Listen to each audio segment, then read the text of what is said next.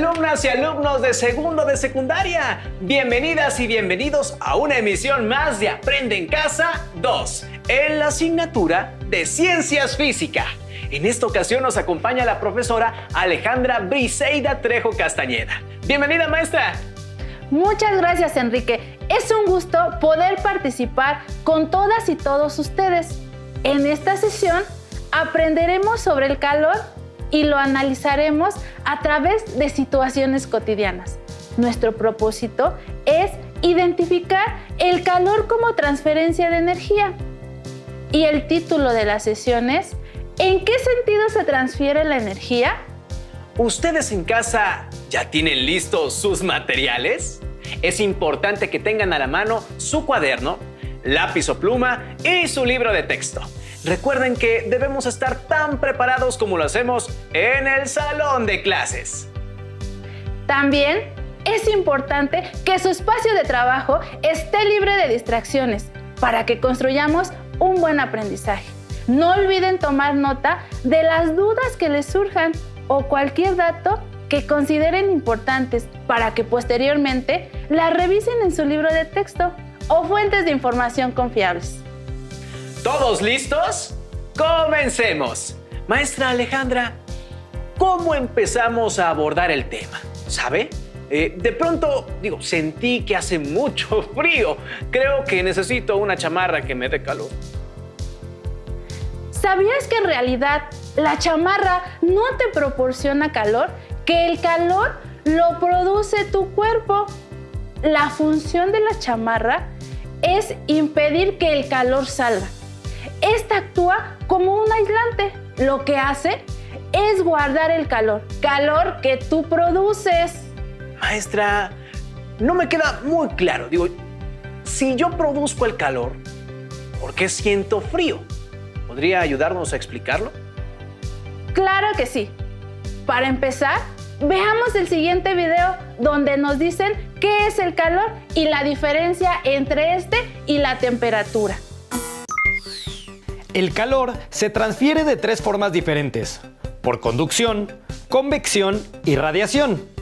La conducción implica la transferencia de energía térmica de un objeto a otro, siempre y cuando estén en contacto. Los metales, por ejemplo, son muy buenos conductores de calor. Si calentamos el extremo de una barra de metal, poco a poco el calor se transferirá a lo largo de todo el material hasta que éste alcance la misma temperatura. Este principio se utiliza en la plancha eléctrica, pues al planchar el calor de la base de metal se transfiere a la ropa por conducción. En la convección, la energía térmica se transfiere en todas las zonas de un líquido o gas caliente. Aquí vemos un ejemplo. La parafina de la vela que se quema transfiere calor al aire que está alrededor de la flama. Ese calor se transmite a las capas superiores del aire, las cuales comienzan a moverse y a su vez generan el movimiento del rehilete. Otro ejemplo de convección es la manera en que se mueve el aire dentro de una habitación con calefacción. El sistema libera aire caliente que al ser más ligero que el aire frío asciende y al enfriarse se hace más denso y desciende. Ahora bien, para la transferencia de calor por radiación no se requiere que haya contacto entre los cuerpos, pues el calor se transmite en el vacío. Es así como la energía térmica del Sol llega a la Tierra. Aún después del video, no me queda muy claro la diferencia entre calor y temperatura. ¿Podríamos profundizar en la diferencia entre estos dos? ¿Qué existe entre ellos? Sí, por supuesto que sí. Primero, vamos a recordar que existe un tipo de energía a la que se le conoce como energía térmica. Esta energía se origina por el movimiento y la posición de los átomos que componen la materia. Entiendo que toda la materia está compuesta de, pequeñas. ¿Qué digo pequeñas? Pequeñísimas esferas llamadas átomos. Pero, ¿cómo es eso de que se mueven? ¿Los átomos de este pizarrón que está detrás de nosotros se mueven? Así es. Aunque ese pizarrón a simple vista parece inmóvil, si pudiéramos ver sus átomos, estarían vibrando y cómo se mueven. Deben tener energía cinética. La energía térmica es la energía mecánica de los átomos que componen la materia. Y entre más energía cinética tengan los átomos, mayor será la cantidad de energía térmica. Maestra, pero dígame, ¿cómo podemos saber cuánta energía térmica tiene un cuerpo? ¡Qué buena pregunta, Enrique! Una forma de medir la energía térmica es conociendo la temperatura. La temperatura nos dice la cantidad de energía cinética promedio que tienen los átomos o partículas que conforman un cuerpo u objeto. Nunca me hubiera imaginado que los termómetros realmente medían un tipo de energía. Entonces, ¿la energía térmica se puede transformar en otra siguiendo el principio de conservación que hemos visto en sesiones pasadas? Así es. De hecho, las transformaciones de energía térmica son las que usamos en nuestro día a día. Dime, Enrique, además de ponerte una chamarra o un suéter, ¿qué harías si sientes frío? Pues se me ocurre frotar mis manos. Muy bien. Por favor, frota tus manos y dime, ¿qué sientes? En casa también realicen esta actividad y anoten en su cuaderno qué cambio percibieron. Pues cuando froto mis manos siento cómo sube la temperatura. Igual pasa si froto mis brazos con las manos, también siento calor. Eso ocurre porque estás transformando energía cinética en térmica. ¡Qué interesante, maestra! ¿Y qué pasa con el calor, maestra? ¿Qué es el calor? En la vida cotidiana es muy común que se confundan los conceptos de calor y temperatura. Estos se encuentran relacionados, pero tienen un significado diferente. El calor es la cantidad de energía térmica que se transfiere entre dos cuerpos que se encuentran a diferente temperatura. Maestra, ¿podríamos explicarlo con un ejemplo? Es que todavía no me queda muy claro esto de la temperatura. Vamos a realizar un pequeño experimento. Ustedes en casa tomen nota de los materiales que utilizaremos para que puedan repetirlo. Lo que necesitaremos será 2 vasos de vidrio o plástico con agua hasta la mitad. Es importante que ambos vasos se llenen con agua del mismo lugar. Si vamos a usar agua de la llave o de algún recipiente que tengamos en casa, recuerden vertir de la misma agua en los dos. Un recipiente vacío donde quepa el agua de los 2 vasos, hielos, un termómetro, una cuchara y un vaso de unicel.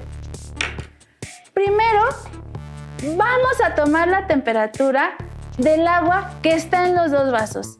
Enrique, ¿podrías ayudarme a tomar la temperatura? Por supuesto.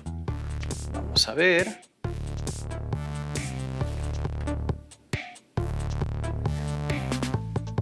Sin tocar las paredes de los vasos, ¿verdad? Así es.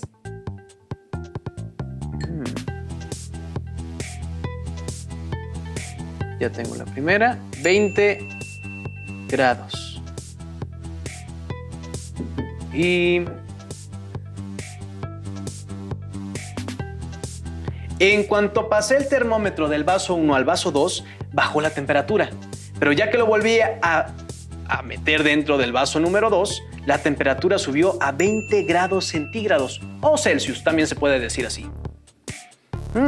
Ahora sí, ambos están en la misma temperatura. Eso significa que sus partículas tienen la misma cantidad de energía cinética. Correcto.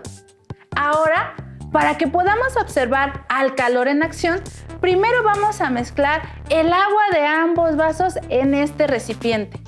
Enrique, ¿podrías tomar nuevamente la temperatura? Por supuesto.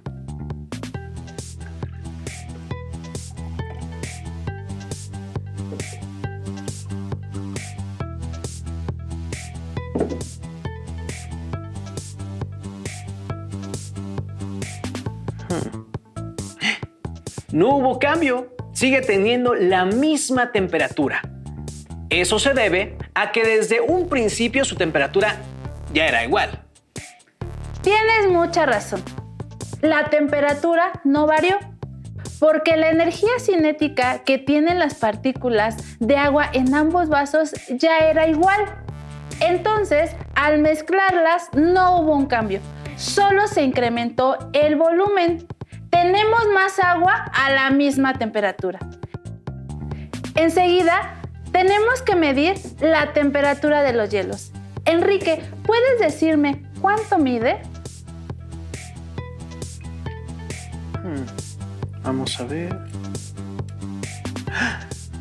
¡Wow! Está bajando la temperatura. Y ahorita les digo cuánto va a quedar. 0 grados centígrados. Esta temperatura es bastante menor a la del agua líquida. Entonces, sus partículas tienen menor energía cinética. Eres muy observador. Coloca todos los hielos que quepan dentro del recipiente con agua. Vamos a esperar unos segundos y después hay que mover el agua con la cuchara.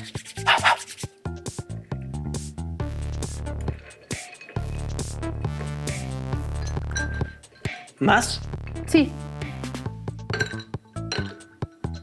¿Más? Por favor.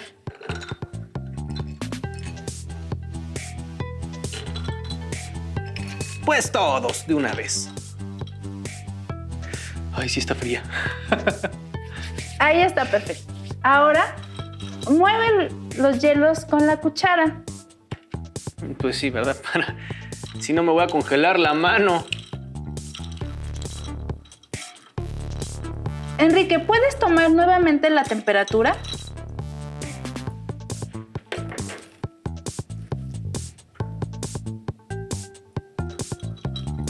No importa si toca los hielos, ¿verdad?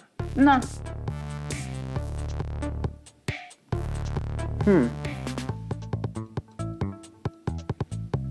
Ahora sí, ya cambió la temperatura del agua. Tenemos 5 grados centígrados o Celsius. La temperatura disminuyó bastante de la que ya teníamos en el agua. Así es. ¿Cuál fue la diferencia entre solo juntar el agua de los dos vasos y poner los hielos al agua? Pues que en un principio el agua de los dos vasos estaba a la misma temperatura y cuando los mezclamos no hubo cambio. Pero cuando le incorporamos los hielos, ahí pusimos en contacto dos cosas que estaban a diferentes temperaturas y la lectura final en el termómetro fue una temperatura intermedia entre ambos valores. Tienes mucha razón. Como te mencioné antes, el calor es una cantidad de energía térmica que se transfiere entre dos cuerpos que están en contacto. Entonces, si no hay una diferencia de temperatura, ¿no se transfiere el calor? En efecto, el calor es una energía térmica en tránsito. Si no existen dos cuerpos u objetos que se encuentren a diferentes temperaturas, no podemos hablar de calor. Ah, es por eso que cuando estamos en un cuarto que se siente caliente y alguien abre la puerta, se mete el frío. No exactamente. El flujo de calor tiene un sentido específico. Utilizando el mismo ejemplo del experimento que acabamos de hacer, llegamos a la conclusión de que como la temperatura del agua líquida era mayor a la del hielo, la energía térmica del agua tenía una mayor magnitud que la del hielo. ¿Estás de acuerdo? Sí. Yo mismo tomé la temperatura e hice esas inteligentísimas deducciones. Bueno, para que algo disminuya su temperatura, debe disminuir la energía de sus partículas. Cuando los hielos entraron en contacto con el agua, las partículas del agua empezaron a transferir una parte de su energía a las del hielo. Es decir, el calor fluyó del agua al hielo, del cuerpo que se encontraba a mayor temperatura al que tenía menor temperatura. El calor nunca se transfiere del cuerpo de menor temperatura a uno de mayor temperatura. Entonces, cuando abrimos la puerta o la ventana, el calor fluye del aire que está a mayor temperatura dentro del cuarto al que tiene menor temperatura fuera. Así es. Entonces, en lugar de decir que se mete el frío, lo correcto sería mencionar que sale el calor. De hecho, en física no existe el frío como tal. El frío se refiere a una temperatura baja, siempre comparado con otra cosa. Vaya maestra, qué interesante. Recordando lo que comentamos al principio sobre utilizar una chamarra para calentarme cuando tengo frío, ahí, ¿cómo ocurre la transferencia de calor? ¿La chamarra me transfiere energía en forma de calor? Nada de eso. ¿Recuerdas que te dije que la chamarra funciona como un aislante? Para que exista transferencia de calor, los cuerpos deben tener paredes que lo permitan. En el agua con hielos no había paredes entre ellos, por eso hubo una buena transferencia de calor. Vamos a vaciar un poco del agua con hielo en uno de los vasos que usamos al principio y también en este vaso de unicel. Ahora, Enrique, ¿podrías sostenerlos uno en cada mano? Dime, ¿qué sientes?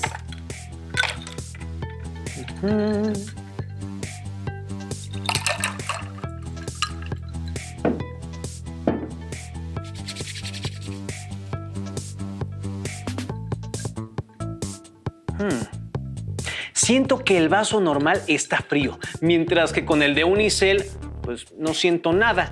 Pero mi temperatura es más alta que la del agua que está en ambos vasos, ya que la temperatura normal del cuerpo humano es de entre 36 y 37 grados Celsius.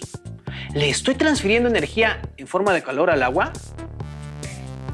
Sí, pero solo al primer vaso, porque su material lo permite. En cambio, el unicel no. El unicel es un material aislante térmico, lo que significa que no deja que fluya el calor. Lo que tú sientes como frío es la sensación térmica de tu cuerpo. Le estás transfiriendo más energía térmica en forma de calor al vaso que lo que puede producir tu cuerpo. Por eso sentimos frío. Es decir que cuando siento frío es porque mi cuerpo está entregando más calor que el que produce. Y si me pongo ropa abrigadora, que funciona como este vaso de unicel, ya no puede transferirse el calor y por eso ya no siento frío.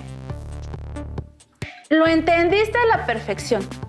Además, en sentido contrario, si la temperatura del medio ambiente es muy alta, nuestro cuerpo produce sudor, que requiere calor para subir su temperatura y poderse evaporar. Ese calor sale de nuestro cuerpo y es por eso que nos refrescamos. Maestra, la energía y el calor son muy importantes por lo que veo. Recuerdo que nuestro cuerpo utiliza la energía química de los alimentos para realizar nuestros procesos fisiológicos. ¿Esto incluye nuestra temperatura? Sí. Una parte de la energía química de todo lo que comemos es transformada en energía térmica para que nuestro cuerpo se mantenga a una temperatura constante. Este proceso no se detiene, ya que nosotros constantemente estamos cediendo calor al medio ambiente. Es por eso que cuando hay temperaturas bajas podemos llegar a experimentar un poco más de hambre a lo largo del día. ¿Has notado que en la comida embolsada vienen indicadas la cantidad de calorías que tienen los alimentos? Sí, maestra, pero dígame, ¿qué es una caloría? Aunque digo, todos los empaques lo tienen, nunca me había puesto a pensar en eso. Hasta el momento, habíamos estado midiendo la energía en joules. De hecho, fue James Prescott Joule quien realizó una serie de experimentos con los cuales demostró que el calor es una forma de energía. Antes de él, se creía que el calor y la energía eran cosas diferentes y la cantidad de calor se medía en calorías. El experimento de Joule consistía en una tina con agua que tenía unas aspas adentro. Esas aspas estaban conectadas por un cable a una pesa. Cuando se movía la pesa, esta accionaba las aspas dentro de la tina. la fricción ocasionada por el movimiento de las aspas realizaba un trabajo sobre el agua, transfiriendo la energía, y así aumentaba su temperatura. Fue en 1843 cuando sus investigaciones lo llevaron a establecer el equivalente mecánico para el calor. Además, se estableció la relación entre joules y las calorías. De vez en cuando trataré de revisar cuántas calorías tiene lo que compro en la tienda. Esa es muy buena idea. Alumnas y alumnos, ¿por qué no toman 3 alimentos empacados que tengan en casa? Buscan la cantidad de calorías que tienen y las convierten en joules. Maestra, quisiera saber otros procesos donde se involucre la transferencia de energía como calor. El calor es una forma de energía necesaria para que ocurran algunos procesos naturales como la formación de rocas o la existencia de corrientes marinas. Además, permite realizar diversas actividades y es útil para el funcionamiento de algunas máquinas. Vamos a realizar un experimento. Alumnas y alumnos que nos ven desde casa, si reproducen este experimento, háganlo en compañía de un adulto en un lugar ventilado y donde no tengan nada inflamable cerca. Díganos, maestra, ¿qué vamos a utilizar? Es muy sencillo. Tan solo necesitaremos una vela, cerillos o encendedor, un trozo de papel, un plato de vidrio. Ahora vamos a encender con ayuda del encendedor o los cerillos este pequeño trozo de papel. Lo colocaremos sobre el plato y observaremos qué es lo que pasa.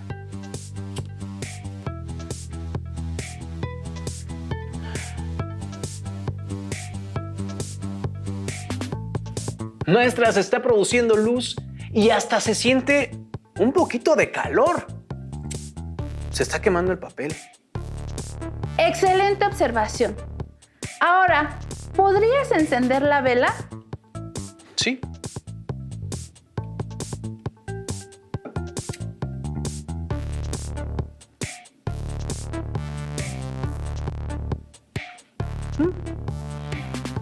Vemos de nuevo que tenemos luz y calor, pero la vela no se apaga como el papel.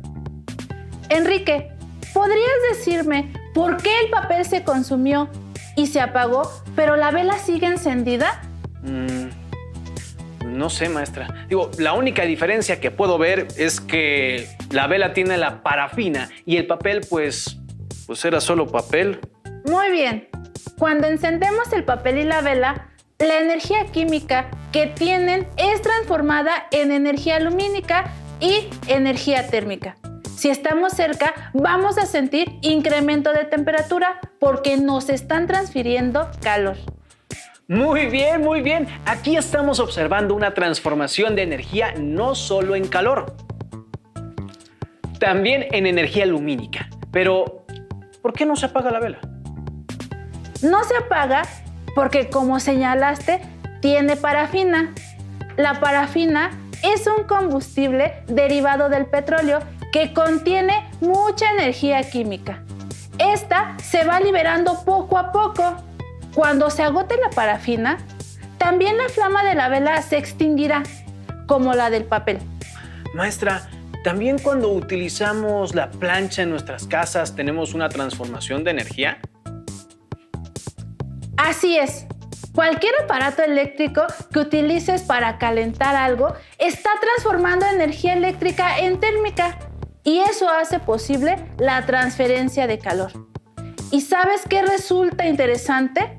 Que para producir esa electricidad que llega a nuestras casas, muchas veces también se utilizó el calor. ¿Cómo es eso posible, maestra? En México existen 30 plantas termoeléctricas que generan el 45.1% de la energía eléctrica que utilizamos en nuestras casas, escuela o trabajo. También tenemos 3 grandes plantas carboeléctricas que aportan el 5.1% de la energía.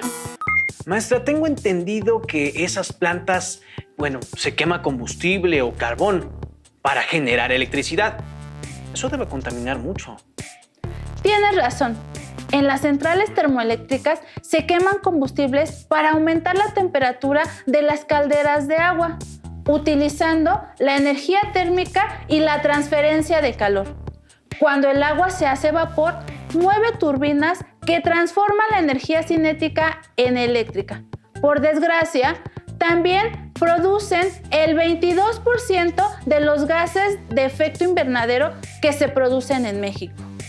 ¿No hay otras alternativas para generar esa energía evitando esa contaminación? Existen las plantas geotérmicas que aprovechan el calor de la tierra, pero su implementación requiere características específicas del terreno porque la generación de energía requiere altas temperaturas que solo se alcanzan a profundidades muy grandes. Para eso, el calor debe ser transportado a la superficie por otros elementos como el magma o aguas termales. Nosotros tenemos 2 plantas geotérmicas que producen el 1.7% de la energía eléctrica del país. También tenemos 2 centrales nucleares en Laguna Verde, Veracruz, con un aporte del 2.7% de la energía eléctrica. De entre estas 2 opciones, la geotérmica y la nuclear, ¿cuál contamina menos? Definitivamente la geotérmica, ya que utiliza la energía térmica de la Tierra. Además, es prácticamente inagotable. La energía nuclear genera residuos radioactivos, pero si se desechan adecuadamente, no deben causar ningún tipo de contaminación. Maestra, ¿y la energía del sol se puede utilizar? He notado que por la tarde el agua de la llave no sale tan fría. Además, si ponemos la ropa mojada al sol, esta se seca. Muy buena idea. Para responder a tu pregunta, vamos a realizar un último experimento. Necesitaremos una lámpara, una crayola y una hoja blanca. Vamos a encender la lámpara. Acercamos la crayola y después de 1 minuto observamos qué es lo que sucede.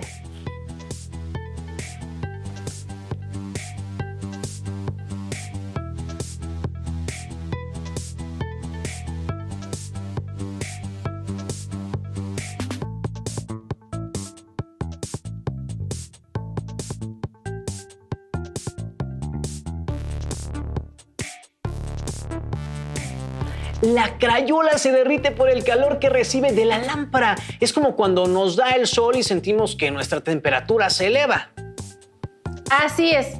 Vamos a dejar que los estudiantes que nos ven comprueben esta transformación de energía. En casa, pongan un recipiente con agua en un lugar donde le dé directamente el sol por 2 horas. Si es posible, un poco más. Déjenlo un poco más de tiempo. Si no tienen cómo medir la temperatura del agua, tóquenla con sus manos y en su cuaderno escriban la sensación que percibieron, si estaba fría, templada o caliente. Después de las 2 horas, con precaución toquen el recipiente y escriban en su cuaderno si perciben algún cambio en la temperatura del agua. Si tienen termómetro, midan la nueva temperatura. Anoten todas las observaciones en su cuaderno y compártanla con su familia. Discutan si este proceso podría servir para realizar alguna labor en su casa, sin tener que utilizar combustible como gas o carbón. Para terminar, les invito a reunirse con su familia para reflexionar y darle respuesta a las siguientes preguntas. ¿En qué actividades diarias observan la transformación de algún tipo de energía en calor? Mencionen 2 frases donde se utilice de manera errónea el concepto de calor y temperatura. No olviden consultar su libro de texto en el tema correspondiente para profundizar o resolver las dudas que surgieron a lo largo de esta sesión. Agradecemos a la maestra Alejandra Trejo por su gran intervención. Les invitamos a que continúen viendo una emisión más de Aprende en Casa 2. para el ciclo escolar 2020-2021. ¡Hasta la próxima!